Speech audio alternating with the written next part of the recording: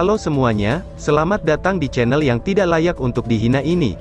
Sebelum kita mulai, atur posisi santainya, bakar rokoknya, seruput kopinya, dan mari kita berhayal.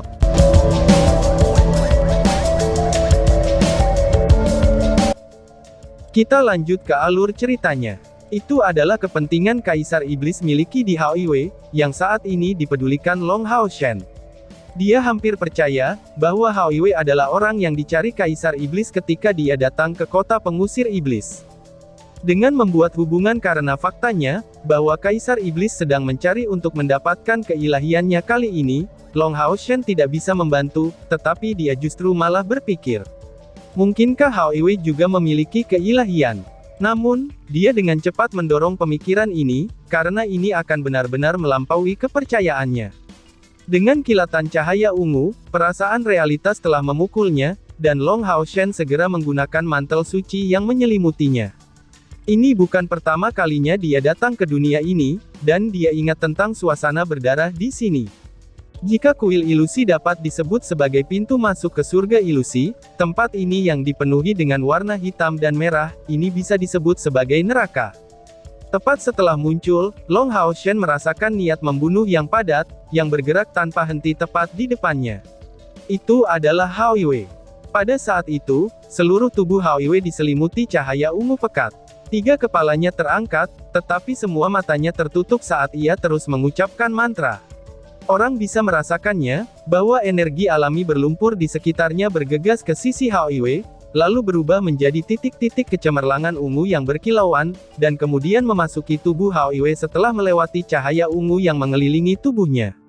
Dibandingkan dengan sebelumnya, Hao Yue saat ini bahkan lebih tinggi, hampir mencapai 8 meter panjangnya, dan seluruh tubuhnya menjadi lebih kuat. Di punggungnya terdapat 2 gundukan tinggi, dan keduanya mengasumsikan bentuk segitiga. Namun, perubahan terbesar ada di kepalanya. Tonjolan di sisi kiri dari 3 kepalanya yang besar, itu telah mencapai ukuran 3 kepalanya yang lain, dan hal yang sama terjadi pada tonjolan di sisi kanannya. Saudaraku yang baik, aku datang. Lakukan yang terbaik untuk berevolusi, dan serahkan sisanya pada aku. Ucap Long Hao Shen. Setelah mengatakan itu, Long Hao Shen berbalik untuk menghadapi bagian luar. Evolusi Hao Yue ini terjadi di sebuah gua lagi, tetapi dia tidak bisa menahan diri untuk tidak terkejut ketika ia tiba di pintu masuknya. Tempat yang Hao Yue pilih untuk berevolusi, itu agak mirip dengan yang ada di masa lalu, yang sekali lagi di tengah-tengah di jalan gunung yang menunjukkan jejak pemisahan. Seharusnya, itu dia sendiri yang membuatnya.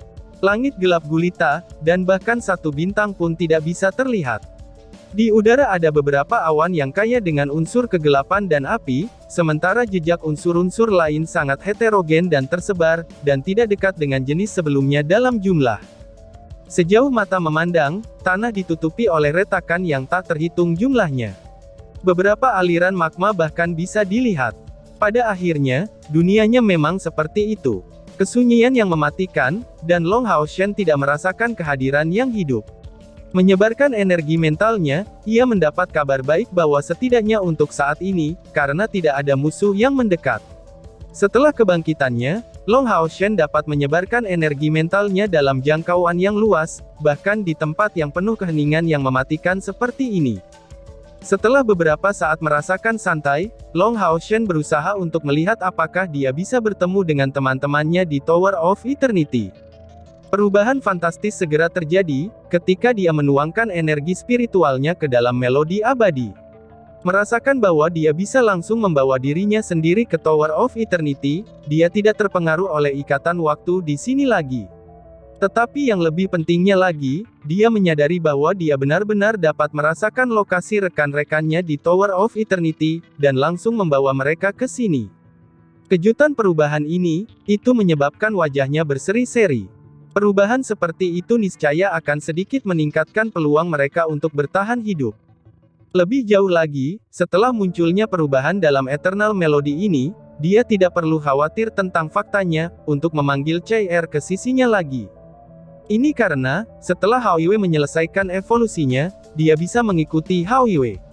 Tetapi kawan-kawan yang akan dia bawa ke sini, itu harus melewati menara keabadian untuk kembali.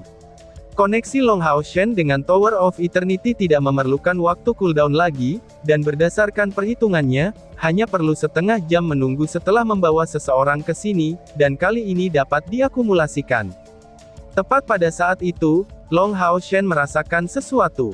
Melihat ke kejauhan, dia melihat sejumlah besar kerangka hitam yang sama seperti waktu itu yang sebelumnya dia temui, yang saat ini sedang menuju ke arahnya. Melihat pasukan besar kerangka tersebut, Longhao Shen tidak bisa membantu, tetapi ingat kata-kata dari Lik yang dia temui. Pada saat itu, meskipun dia merasa sangat tegang, dia masih mengabdikan seluruh tubuh dan pikirannya untuk melindungi Hao Yue. Tetapi setelah itu, ia harus berpartisipasi dalam sisa kompetisi, yang tidak memberinya waktu untuk memikirkan kata-kata itu lebih jauh. Namun, mengingat ingatannya yang menakjubkan, dia sekarang mengingat kata-kata itu, dan dia telah diberitahu pada waktu itu. Saat memikirkannya, adegan ini muncul dengan sendirinya dalam pikiran Longhao Shen. Pada waktu itu, Sang Lik berkata, "Tidak, apa yang kamu lindungi itu adalah reinkarnasi iblis, pencipta dunia kita yang gelap dan berapi-api. Keberadaannya justru menjadi alasan mengapa dunia kita seperti ini. Dunia kita hancur, dan menyebabkan magma mengalir dari bumi. Spesies yang tak terhitung jumlahnya telah punah karena dia. Yang kuat telah melarikan diri, yang kurang beruntung semuanya menjadi mayat hidup, dan sekarang, hanya mayat hidup yang bisa eksis di dunia terkutuk ini. Aku tidak tahu bagaimana kamu datang ke sini, tetapi aura suci kamu membuat aku jijik, dan tindakan kamu membuat aku semakin marah. Aku akan memberi kamu satu kesempatan lagi untuk kembali ke dunia kamu sekarang." Sekarang sang iblis, Austin Griffin, muncul di wilayah aku, bahkan jika aku hanya Lik, aku harus membunuhnya. Kalau tidak, siapa yang tahu kesengsaraan apa lagi yang akan dibawa pemulihannya ke dunia kita? Ucap sang Lik. Raja Iblis yang bereinkarnasi, pembuat kejahatan kegelapan dan api. Dan apakah karena Hao Yue, bahwa dunia ini berubah menjadi neraka ini, pikir Longhao Shen. Ini terlalu tidak masuk akal. Longhao Shen melemparkan kepalanya sendiri dengan kekuatan penuh. Tidak peduli apa, dia tidak bisa percaya dengan kata-kata yang telah diucapkan Lik pada saat itu. Dan kemudian, dia membenci dirinya sendiri, karena membiarkan kepercayaannya terhadap Hao Yue terombang-ambing. Dia masih ingat dengan jelas, bahwa pada saat mereka bertemu satu sama lain di Gunung Suci para Kesatria, Hao Yue telah dipenuhi dengan luka dan memar ketika dia dipanggil. Kemudian, dia harus menggunakan darahnya sendiri untuk melindungi kehidupan Hao Yue. Tetapi dengan cara yang sama, tanpa Hao Yue, dia mungkin juga sudah mati di medan perang. Selama tahun-tahun ini, Hao Yue selalu menemaninya, dan bisa dikatakan sebagai yang paling dekat dengan hatinya, kecuali orang tuanya. Bahkan Chai belum pernah bersamanya, selama Hao Yue melakukannya.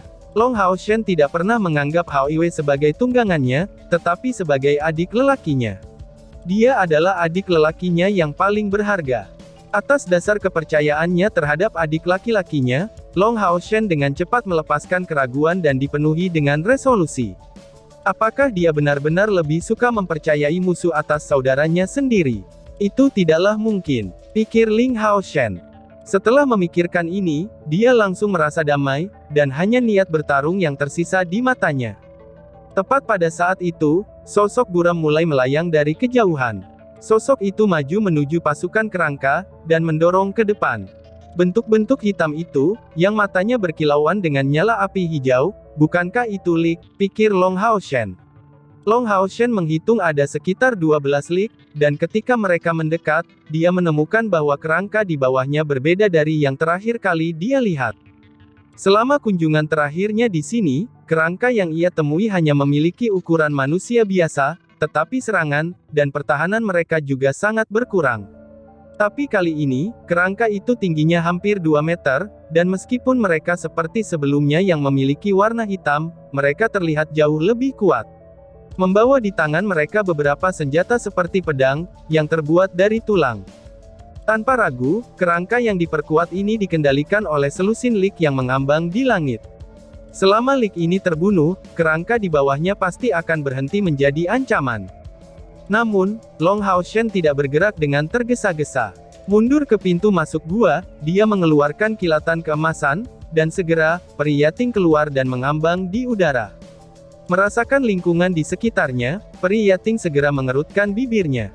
"Tuan, tempat ini benar-benar kotor," ucap peri Yating. Tiba di tempat yang mirip neraka seperti ini, segera setelah meninggalkan surga ilusi, akan agak aneh jika dia terlihat senang.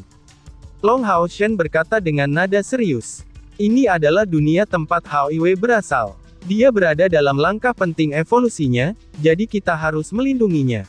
Kembali ke bentuk terkuat kamu, pertempuran akan segera dimulai," ucap Long Hao Shen.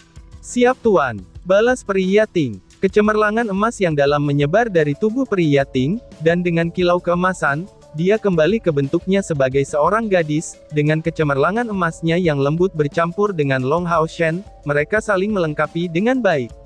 Segera setelah itu, mereka merasakan perasaan nyaman dan transparan yang dibawa oleh cahaya suci ini. Kerangka itu semakin dekat dan terus semakin dekat, sementara kedua belah lik itu melayang pada jarak 200 meter dari gua. Api hijau lumut berdenyut di mata Li Ches yang meneriakkan mantra tanpa henti. Kecemerlangan hitam atau abu-abu disemprotkan dari langit arah ke kerangka di bayahnya, dan segera, kerangka itu terlihat semakin cepat, dan bahkan aura mereka menjadi kuat karenanya.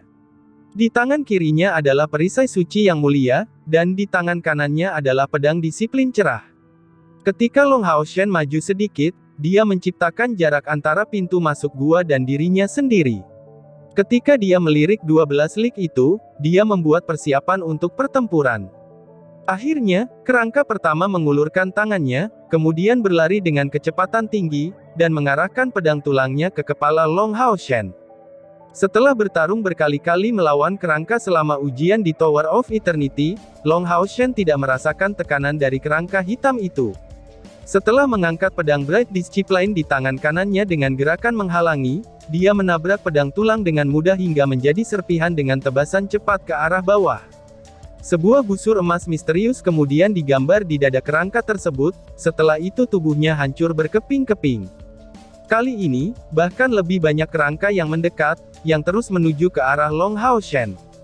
Menyapu pedangnya dengan light tone, dia mengeluarkan sinar keemasan yang menyebar dalam lintasan melingkar dengan diameter lebih dari 10 meter. Dalam lingkup cahaya keemasan itu, semua kerangka hitam dipotong menjadi dua, dan cahaya suci yang membawa napas suci langsung menghancurkan jiwanya.